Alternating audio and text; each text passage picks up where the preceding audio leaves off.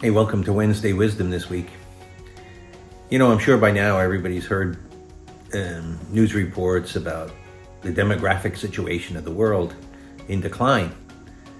For example, China is no longer the world's most populous country. India probably is 1.4 billion people. And the birth rate in China has collapsed, and partly thanks to that one-child policy the government had for so long. And now that they've taken that away, they can't seem to turn it around. People don't want children. The same is true in Japan and South Korea. They have like 0.83 children per woman now in those countries, and they're sliding into depopulation. Italy's the same way. We're a little bit better off here in Northern Europe, but we're heading in the same direction. So it really raises the question of why don't we want to reproduce and build a future for the human race? It's a disturbing question, really. Then I saw an article in the paper about what they call DINKS, double income, no kids. And they're kind of celebrating this new lifestyle, child-free.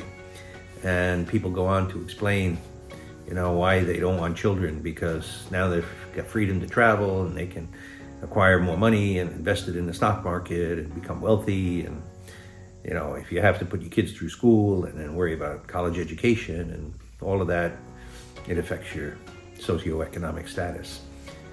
And there have always been people who felt called not to have children, and they consecrate their marriages.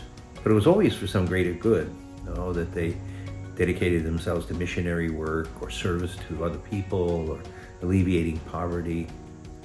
There was always like a noble purpose to that.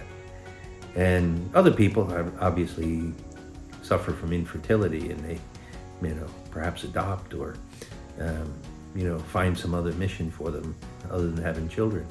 But I think this is the first time in history where we've had this rejection of family life and children and building a future. And I think it's a sign of kind of a hopelessness and a self-centeredness, that we just want to live for today. We just want to live for ourselves. And we don't see the value in building a future. It's kind of sad when society gets to that point.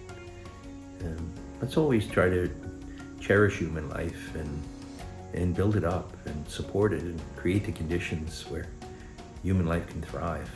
And after all, our destiny is to be with God forever. We don't want to cut that future off.